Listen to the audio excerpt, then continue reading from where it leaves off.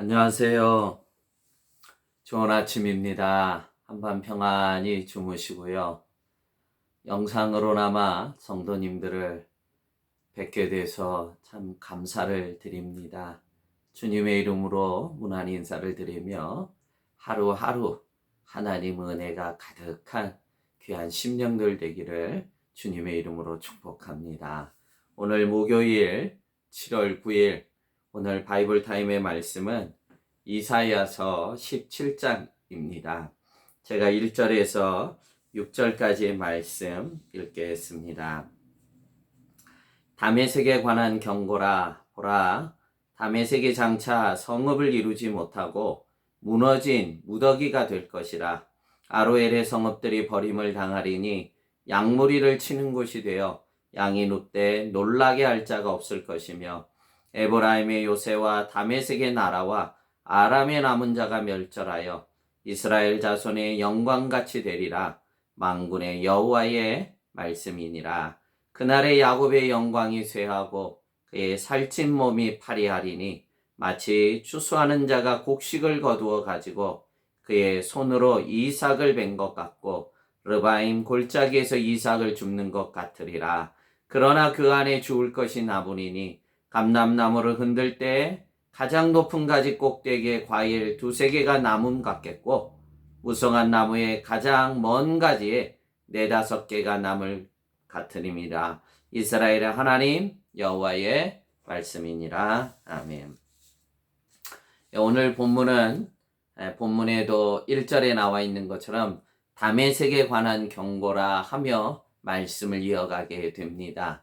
즉 다메섹인 아람 나라에 대한 하나님의 심판의 경고의 말씀을 오늘 기록하고 있습니다. 이뿐만이 아니라 이사야서 14장에는 블레셋에 관한 하나님의 준엄한 심판의 예언의 말씀이 기록되어 있습니다. 그리고 15장, 16장에는 모압 나라에 대해서 하나님의 진노의 심판이 예언되어 있고, 오늘 읽었던 오늘 보고 있는 17장에는 아람 나라에 대해서 하나님의 심판을 선포하시면서 계속해서 주변 나라에 대한 하나님의 심판의 예언의 말씀을 각 나라별로 하고 있습니다. 이렇듯 하나님께서는 온 세상의 주권자이심을, 주변에 각 나라가 있지만 그들에게도 향한 하나님의 주권자이심을 예언의 심판을 통해 선언하고 계신 것입니다. 이는 어느 나라도 예외 없이 하나님의 주권 하에 들어있다는 것입니다. 택함받은 이스라엘 백성뿐만이 아니고 모든 열방들은 하나님의 주권 하에 있음을 이사야를 통해 분명히 보여주고 있으며, 중요한 것은 하나님께서 각 나라별로 예언하신 이 말씀대로 이루어졌다는 것입니다. 역사적으로 이것이 사실임을 기록되어 있는 것입니다. 이러한 이방인 나라들뿐만이 아니라 오늘 읽은 17장에는 북이스라엘의 멸망에 대해서도 다시 한 번 더 심판의 말씀이 기록되어 있습니다. 그래서 4절과 5절에 다음과 같이 문학적으로 이렇게 표현되어 있습니다. 그날에 야곱의 영광이 쇠하고 그의 살찐 몸이 파리하리니, 마치 추수하는 자가 곡식을 거두어 가지고 그의 손으로 이삭을 벤 것 같고 르바임 골짜기에서 이삭을 주운 것 같으니라.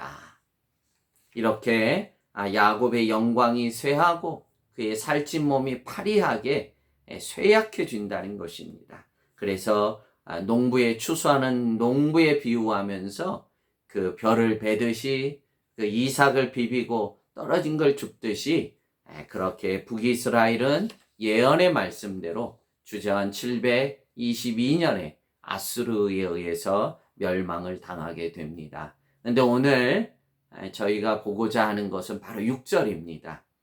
그 멸망 가운데에도 묵묵히 흐르는 하나님의 계획하심, 하나님의 사랑, 하나님의 회복하심이 함께 기록되어 있다는 것입니다.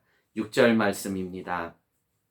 그러나 그 안에 주울 것이 남으리니, 감람나무를 건들 때 가장 높은 가지 꼭대기에 과일 두세 개가 나무 같겠고, 무성한 나무의 가장 먼 가지에 네다섯 개가 나무 같으니라.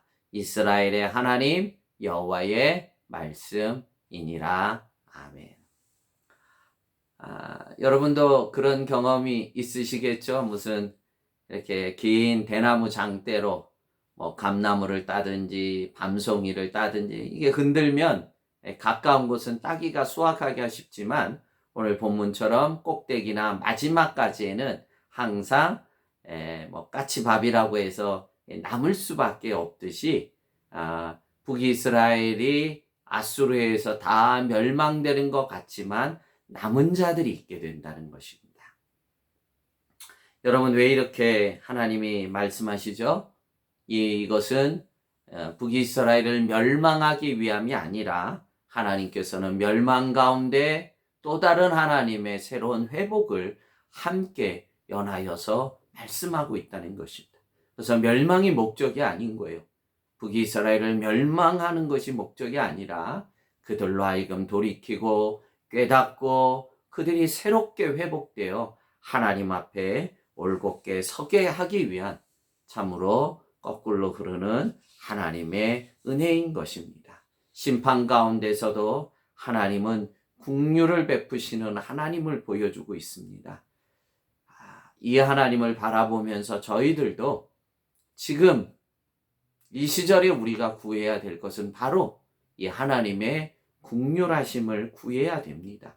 지금 이 환난의 코로나19 앞에 성도들이 진실로 해야 될 것은 이 놀라운 하나님의 긍휼을 구하는 기도요.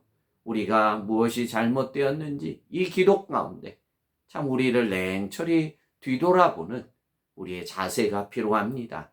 그러면 북이스라엘이 멸망한 이유가 무엇입니까 도대체? 그것을 10절에 말씀해 주고 있습니다.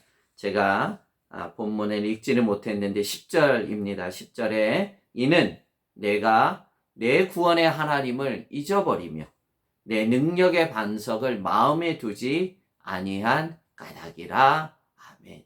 왜 이랬냐? 이는 하나님께서 정확히 두 가지로 내가 내 구원의 하나님을 잊어버렸다는 거예요. 잊어버렸다는 거. 그리고 우리의 능력의 반석이 되는 예수 그리스도, 그것을 너의 마음에 품지 않았다는 거예요. 않았다는 거. 오늘 본문을 통해 하나님이 말씀하고 싶은 것이 무엇입니까? 다시 하나님을 찾으라는 거예요. 다시 예수 그리스도를 정말 너의 심중에 다시 온전히 품으라는 것입니다. 멸망당한 그 악한 원인을 오늘 우리가 제거하면 우리에게도 다시 하나님의 긍휼이 임하게 됩니다. 이 환난의 시절도 동일합니다. 우리가 더 하나님을 갈급한 심령으로 찾아야 됩니다. 더 이상 세상의 허망한 것에 마음 뺏기지 마시고, 엉뚱한 것에 우리의 소망을 품지 마시고, 허망한 것에 우리의 마음을 뺏겨서는 안 됩니다. 하나님을 다시 찾고 예수 그리스도를 내 능력의 반석이 되시는, 우리의 모든 내 인생의 능력의 반석이 되시는 예수 그리스도를 다시 온전하게 찾을 때 하나님의 긍휼이 우리에게 흘러오는 것입니다. 이 한날도 다시 하나님을 찾으시고 예수 그리스도를 심장에 품으셔서 하나님의 긍휼 가운데 이 모든 환난이 지나고 하나님의 은혜로 다시 온전하게 회복되고 세워져 가는 모든 성도님들이 되시기를, 이 한날이 되시기를 주님의 이름으로 축복합니다. 기도하겠습니다. 하나님 아버지, 참으로 그러합니다. 온 열방을 향한 하나님의 주권자이심을 선포하시며 그대로 하나님의 말씀이 이루어진 것을 우리는 역사적으로 압니다. 그러하듯 오늘 북이스라엘을 향해 너희가 하나님을 다시 찾고 능력의 반석이 되신 예수 그리스도를 품을 때 하나님의 긍휼이 임하며 하나님의 새로운 회복의 시작이 있음을 믿습니다. 이 환난의 시절에 저희들이 기도할 것이 우리를 냉철히 뒤돌아보며 하나님을 온전히 다시 찾으며 우리의 능력의 반석이 되신 예수 그리스도를 다시 품음으로 하나님의 긍휼을 구하는 이 한날이여 저희들의 기도가 되도록 은혜 더해 주시옵소서. 귀한 생명의 말씀 감사하고 예수님 이름으로 축복하며 기도하옵나이다. 아멘.